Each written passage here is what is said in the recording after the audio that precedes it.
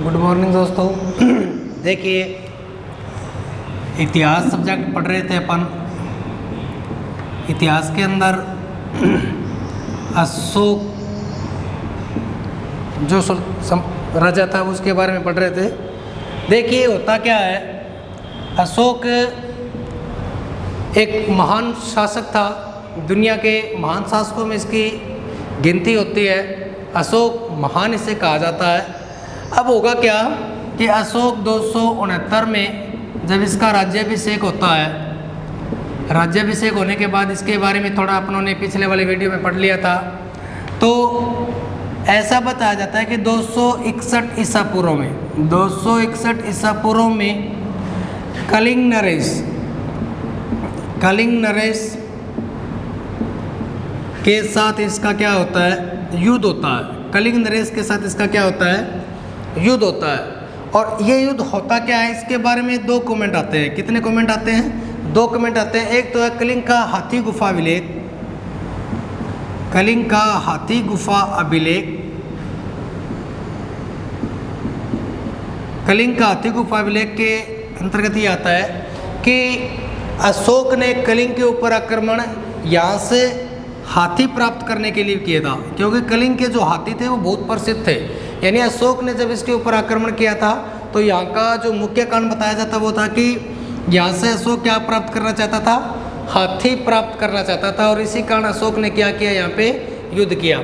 जबकि इसका दूसरा जो हमें प्रमाण मिलता है वो मिलता है कि देखिए, चंद्रगुप्त मौर्य ने, किसने, चंद्रगुप्त मौर्य ने इस प्रकार से, चंद्रगुप्त मौर्य ने अपना पूरा का पूरा जो क्षेत्र था उसमें इसने 4 प्रांतों में विभाजित कर दिया था। कितने प्रांतों में विभाजित कर दिया था?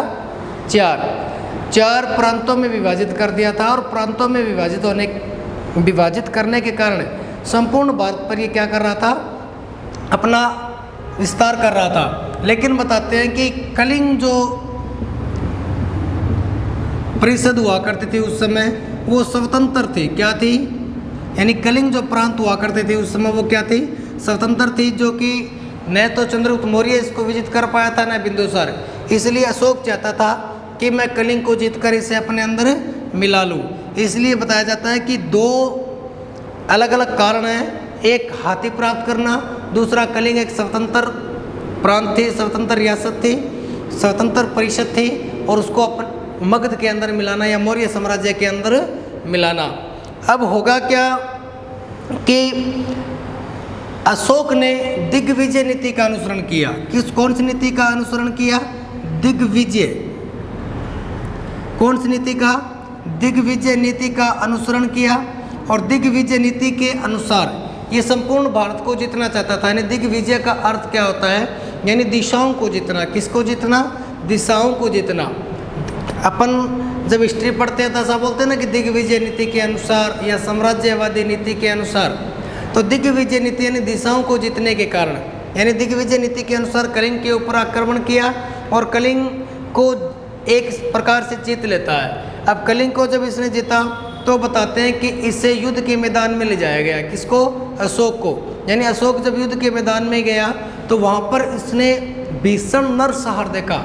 ऐसा बताया जाता है कि इसमें 1.5 लाख से ऊपर के लोग मारे गए थे और बहुत सारे लोग क्या हो गए थे, घायल हो रहे थे। लोग जो है वो बेसुध पड़े थे, करहा रहे थे दर्द से। किसी के कुछ कहीं पर लगी हुई थी, कहीं के कहीं पे लगी हुई थी, और उनके जो मांस है वो कुत्ते, बिल्ली या चील कोई उनको नोच रहे थे।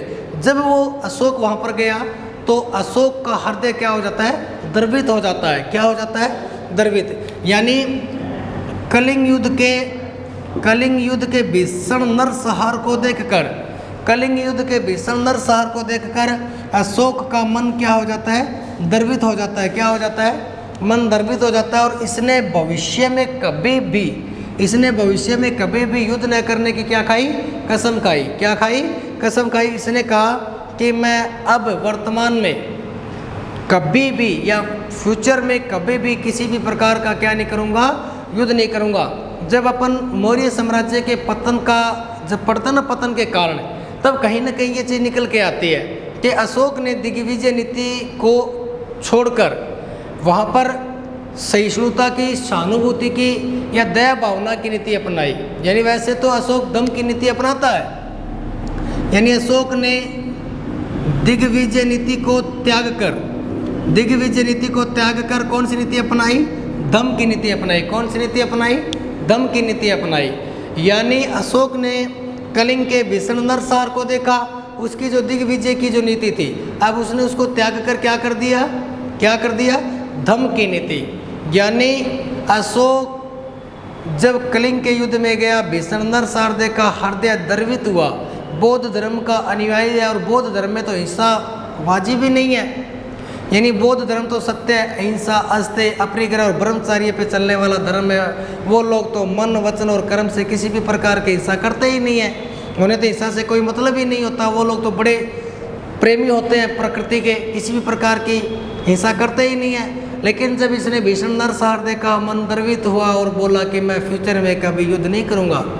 और इसने क्या किया कि जो दिग्विजय की जो नीति थी उसको छोड़कर और कौन सी नीति अपनाई? दम की नीति अपनाई। कौन सी नीति अपनाई? दम की नीति। और दम की नीति क्या होती है? देखिए, दम की जो परिभाषा है वो राहुलोवाद सूत्र से ली गई है। कहाँ से ली गई है? राहुलोवाद सूत्र से। यानी दम की जो परिभाषा है वो राहुलोवाद सूत्र से ली गई। कहाँ से ली गई है? राहुलोवाद सूत्र से ली गई है। देखिए, राहुलोवाद सूत्र से दम की परिभाषा ली गई है। मैं दम की परिभाषा क्या होती है कि अशोक ने, दम की परिभाषा क्या होगी कि अशोक ने जनता के नैतिक उत्थान के लिए, अशोक ने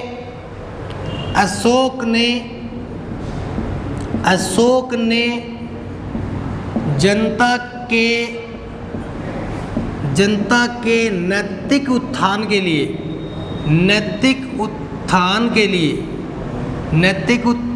लिए जो नियम बनाए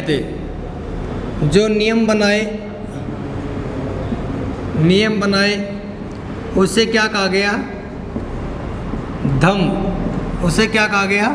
धम। देखिए, धम क्या होगा? अभी परिभाषा क्या होगी कि अशोक जो था वो बौद्ध धर्म का अनुयायी था।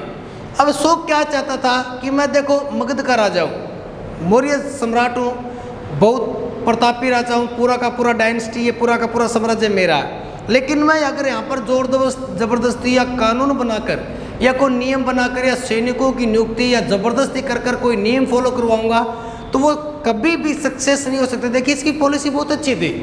ये एक बहुत बड़ा साइकोलॉजिस्ट था, यानी दिमाग के अनुरूप कार्य करता था।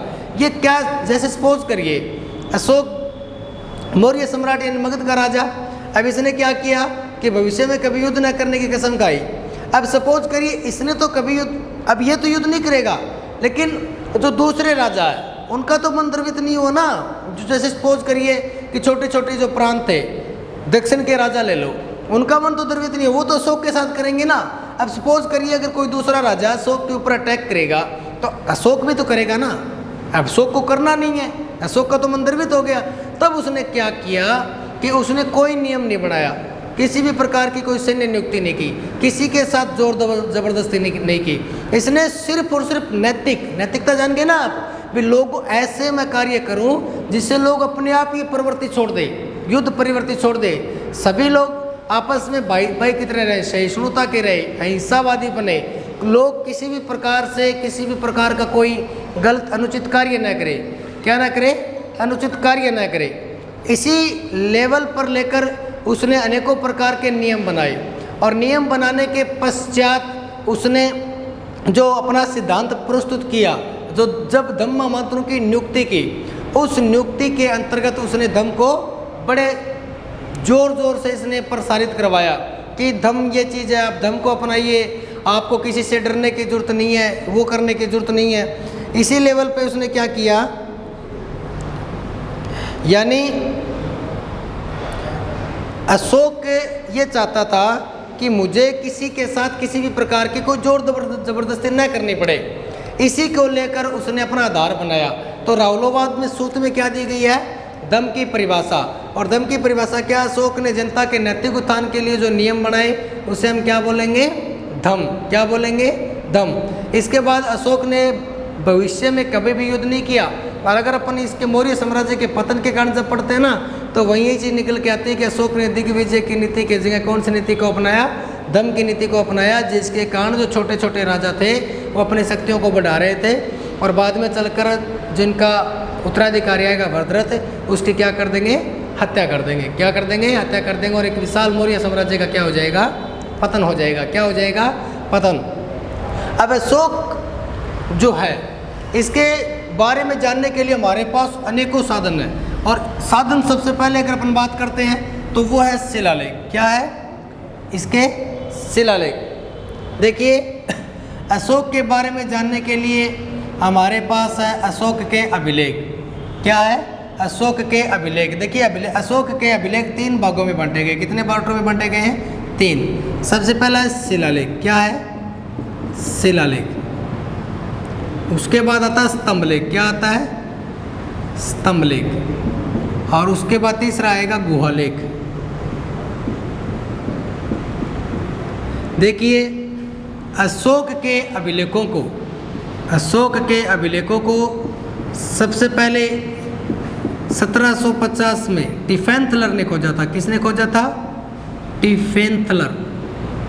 अशोक के अभिलेखों को 1750 में किसने खोजा था, टिफेंथलर ने खोजा था। और अशोक के अभिलेखों को पढ़ने की जो लिपि है वो सबसे पहले किसने खोजी, जेम्स प्रिंसेस ने। किसने, जेम्स प्रिंसेस ने। यानी अशोक के अभिलेखों को 1750 में टिफेंथलर ने खोजा, 1837 जेम्स प्रिंसेस ने इसको पढ़ा। शिलालेख, स्तंभलेख एंड गुहालेख, ये क्या क्या है, ये आपको मैं सारी चीज़ें बता दूंगा। देखिए, अशोक के कुल 8 शिलालेख हैं। कितने शिलालेख हैं, 8। जो कितने स्थानों पर, जो जिनके ऊपर कितने हैं लिखे हुए हैं, 14। कितने लिखे हुए हैं, 14। जैसे कलिंग युद्ध है ना, कलिंग युद्ध, उसका वर्णन 13वें शिलालेख में मिलता है। कौन से शिलालेख में, 13वें शिलालेख में। यानी ये प्रश्न रीट में आया, वो भी हुआ है कि कलिंग का जो युद्ध का वर्णन है वो कौन से शिलालेख में है, तो कौन से, 13वें शिलालेख में। यानी अशोक के कुल 8 शिलालेख है। शिलालेख क्या होता है, स्तंभलेख क्या होता है, गुहालेख क्या होता है, पहले इनमें अंतर देखिए। यानी शिलालेख क्या होता है, जैसे कोई पत्थर का टुकड़ा है, जैसे कोई पत्थर का टुकड़ा है और इसके ऊपर अशोक ने कोई चीज़ लिखवा दी, कोई चीज़ लिखवा दी और वो बन गया शिलालेख। यानी कोई पत्थर का टुकड़ा था, उसको न कुछ करवाया न कुछ हिलाया डुलाया, और उसके ऊपर अशोक ने क्या कर दी, कोई चीज़ लिखवा दी, अपनी कोई जो आज्ञा थी, जो कोई परमिशन थी वो लिखवा दी, तो ये क्या कहलाएगा, शिलालेख। स्तंभलेख क्या होता है, जैसे कोई पत्थर का टुकड़ा होगा, उसकी कटाई चटाई करवाकर, उसको ऊपर सुंदर पालिश लगवाकर, और इस प्रकार से अगर अपन बना देंगे तो वो क्या बन जाएगा, स्तंभलेख बन जाएगा। उसके बाद गुहालेख। गुहालेख क्या होता है, गुफा के अंदर, यानी गुफा के अंदर अनेक प्रकार के शिलालेख बनाए अशोक ने। यानी अशोक ने लोमिस ऋषि की गुफा, सुदामा चरित, कर्ण चौपड़, ये जो गुफाएं हैं ये बिहार की बारबर की पहाड़ियों में, यानी बिहार की बारबर की पहाड़ियों में अशोक ने आजीविकों के लिए, किसके लिए, आजीविक, यानी आजीविक एक संप्रदाय है जो जैन धर्म से अलग होकर मक्खली गोसाल ने बनाया था। इसने क्या किया अशोक ने कि बिहार की बारबर की पहाड़ियों में कर्ण चौपड़, सुदामा चरित और लोमिस ऋषि की गुफा, ये कुछ गुफाएं बनवाई थी जो किसके लिए थी, आजीविकों के लिए थी। किसके लिए थी, आजीविकों के लिए थी। यानी शिलालेख जो पत्थर के टुकड़े पर जो क्या तो लिख देते थे वो क्या कहलाएगा, शिलालेख। उसके बाद क्या बन जाएगा, स्तंभलेख। स्तंभलेख यानी पत्थर की पॉलिश करके, उसकी रंगाई छटाई करके उसके ऊपर जो चीज़ लिखवाई जाती थी वो क्या कहलाएगी, स्तंभलेख। उसके बाद गुहालेख, यानी अशोक के कुल कितने शिलालेख हैं, 8, जिनके ऊपर कितनी बातें लिखी हुई हैं, 14। कितनी बातें लिखी हुई हैं, 14। उसके बाद स्तंभलेख। अब शिलालेखों के बारे में अपन पढ़ेंगे नेक्स्ट वीडियो के अंदर। धन्यवाद।